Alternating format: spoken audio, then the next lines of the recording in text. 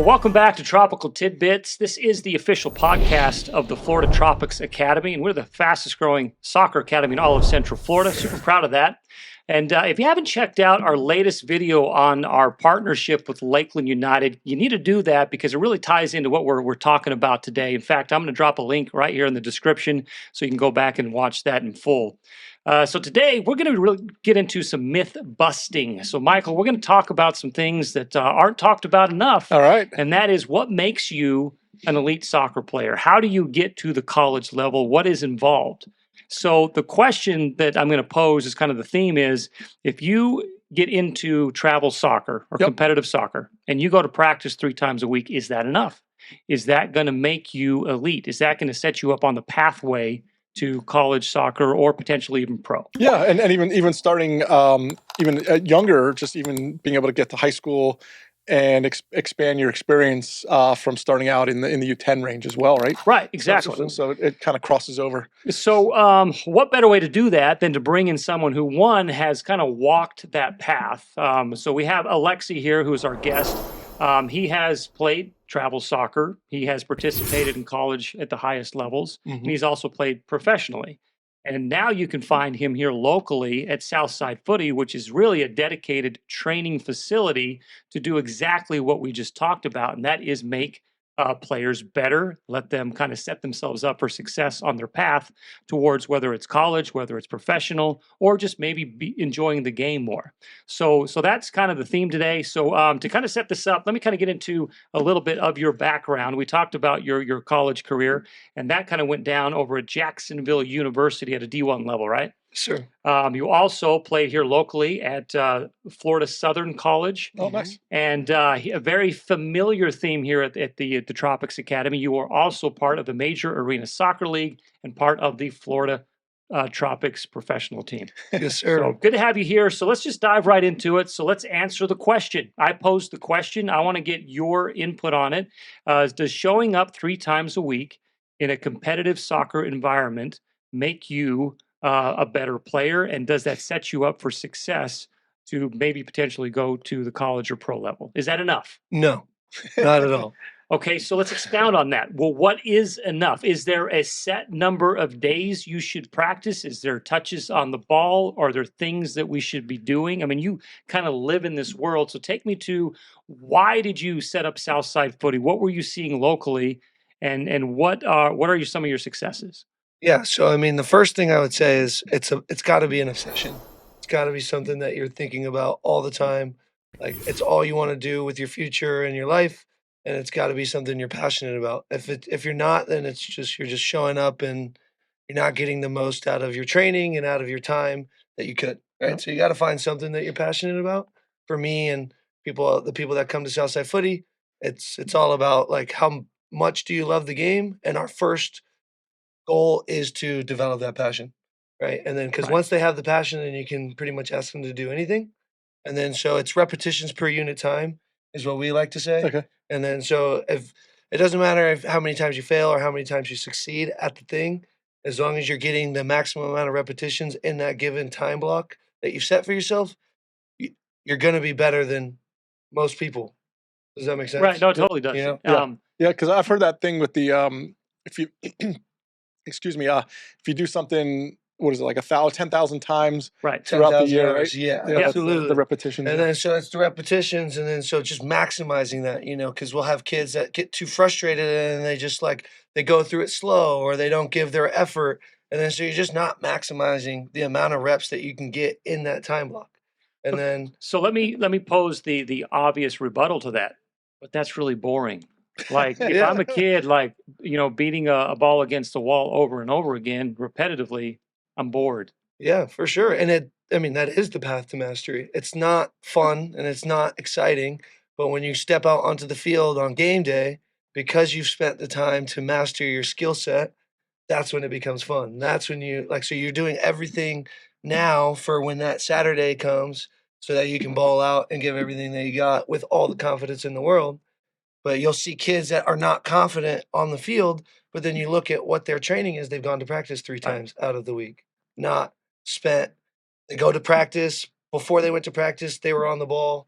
after practice, were they on the ball? Were they watching YouTube? Were they watching the highlights from the Champions League? You know, on Wednesday when they don't have practice, are they in the garage? Because it's not like you don't need a trainer Right. to make it to the next Right. level. Like there's YouTube, there's so many resources, especially for the kids now than when I was growing up and Yeah. probably you guys. Like the resources are there. Like you don't need a trainer if you have the obsession. But what a trainer does do is it kind of speeds up the time Right. where like rather than going through so many failed repetitions, we're like guiding you, or not just us, but all the trainers out there are guiding their players towards, you know, refining much faster. So the skill development happens at a much faster rate. That's what you're paying for. Yeah, and I Essentially. think also someone to push you beyond where you think you're. So you might think you're at a certain level, but a trainer or an Yeah. additional coach will say, no, like you've got more, Right. Yeah. and you'll go more than where you think you can. Absolutely. Yeah. And that's where like the American game is really heavily relied on the physicality and the athleticism, but so many kids, they'll get by on that, but they're missing that technical piece. And when you get to a certain level, everybody can play. Right. So if all you've ever relied on was your physical prowess and your aggression, then you're going to be behind at the end of the day. And Yeah. then so it's like the technical ability should be at the forefront of every coach and every trainer and every player. Like, because at a certain age, everybody's grown up, everybody can run, everybody can jump.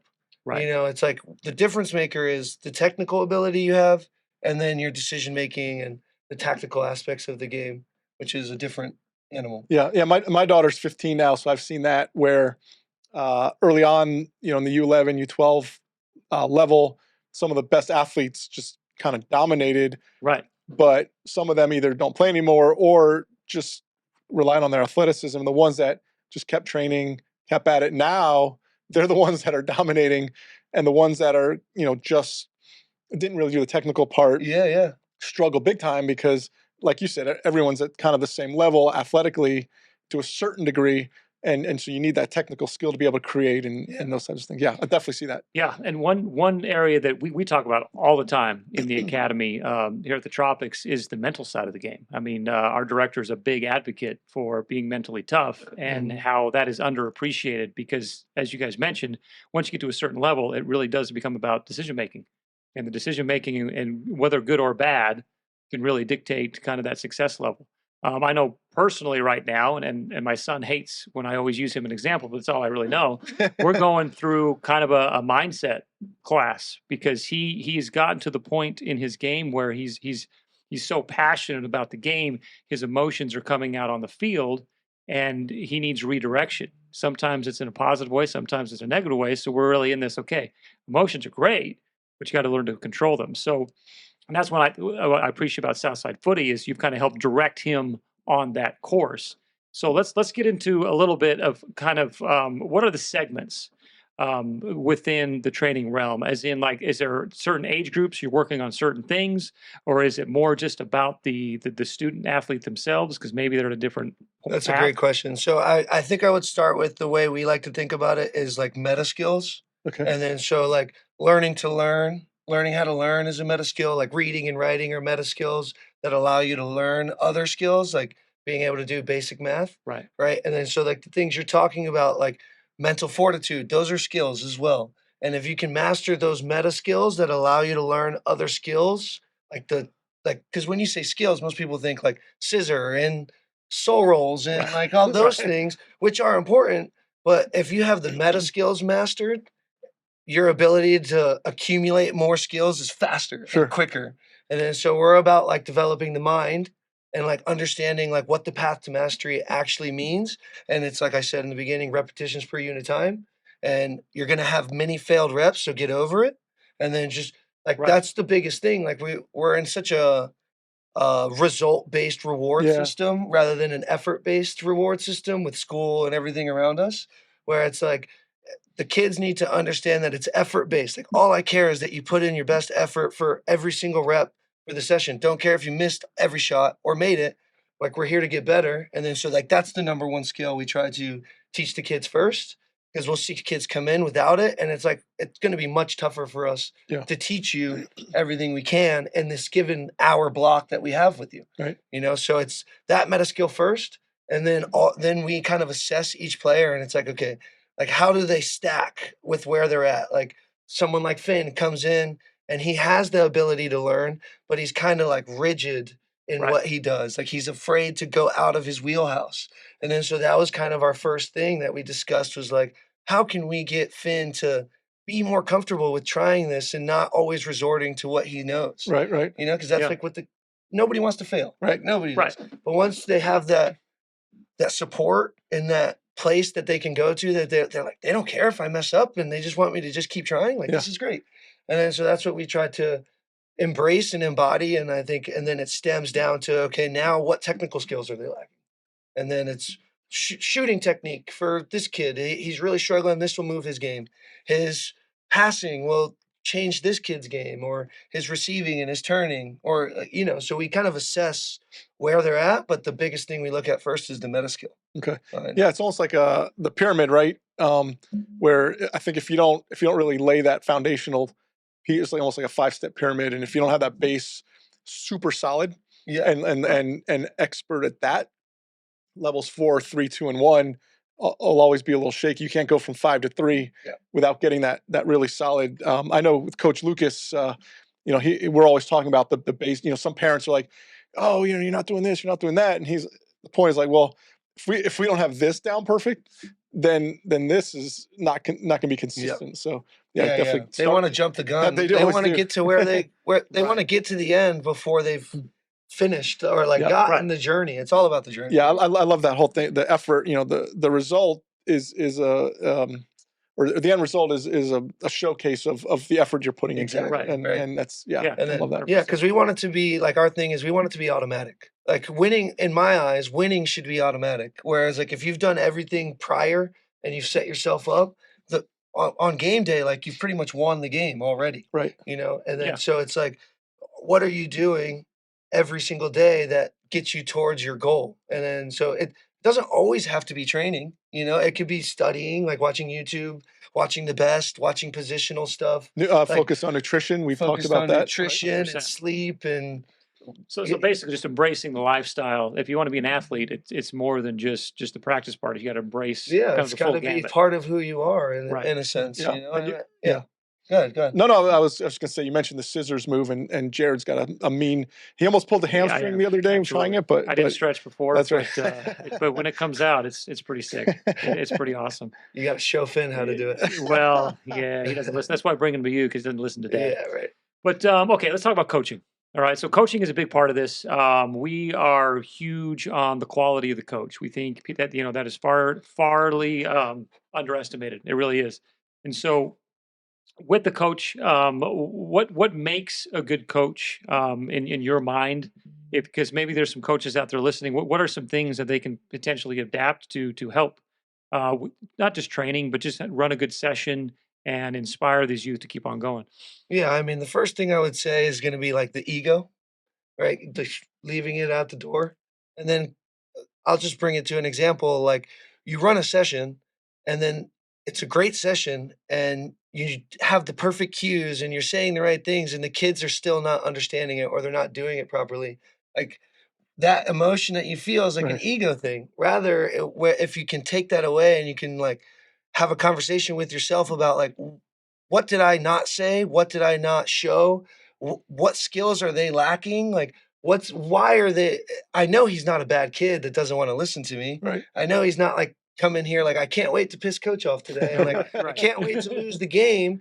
You know, so there was a miscommunication somewhere. Yeah. And then so just always taking that like higher perspective of what's going on and just taking your emotions out of it and saying, at the end of the day, the kid is not here to ruin the game or the practice. He's trying to learn just as much as everybody else is.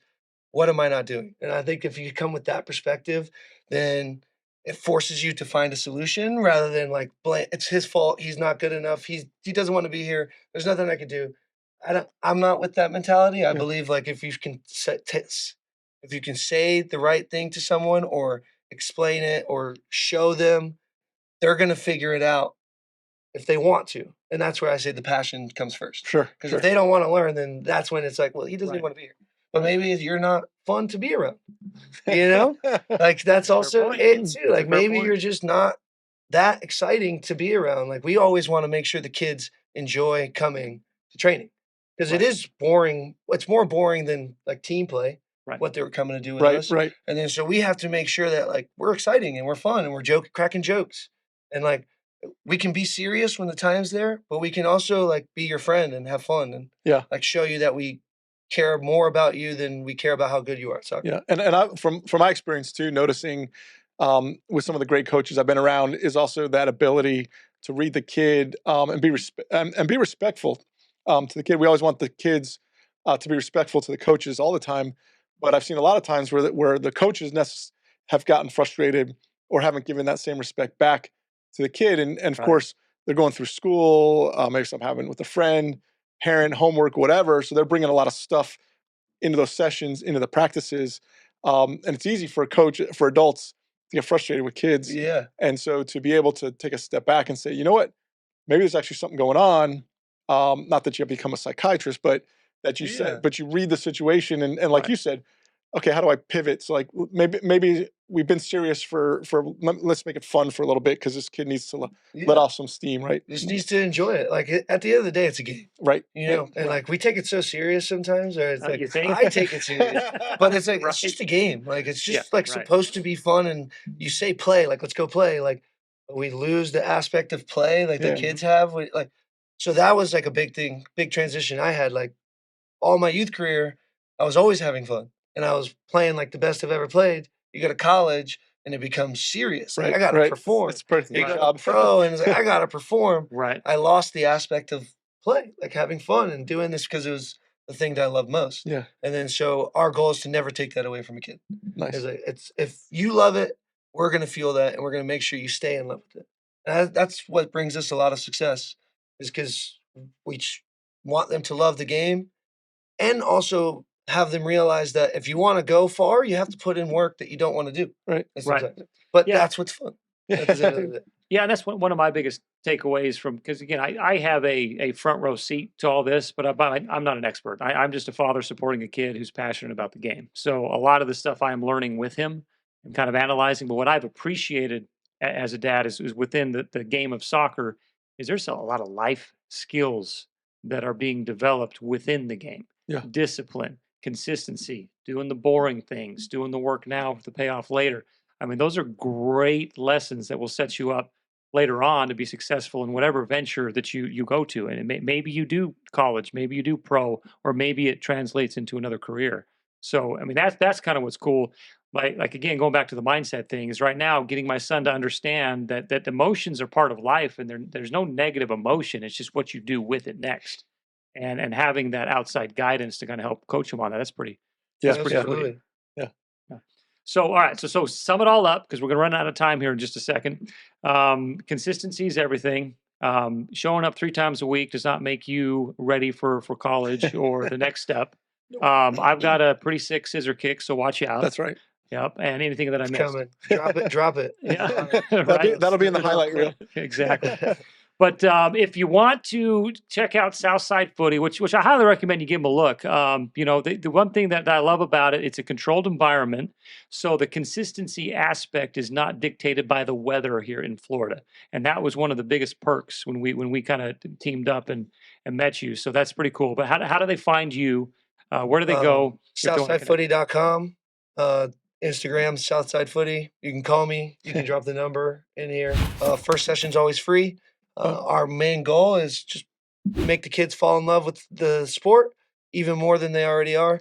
And then once they do that, we can put them to work and get them much better and develop them. That's the key. Awesome. Player or person first, player second. That's how we look at it. No, that's Cool. great. Yeah. They do a phenomenal job. So thank you for joining us here, Alexi. We are the Florida Tropics Academy, and the best way to find us is on our Instagram. So make sure you give us a follow. And of course, subscribe here to the YouTube channel as it grows as well. That's all the time we have. We'll catch you on the next episode of Your Tropical Tidbits.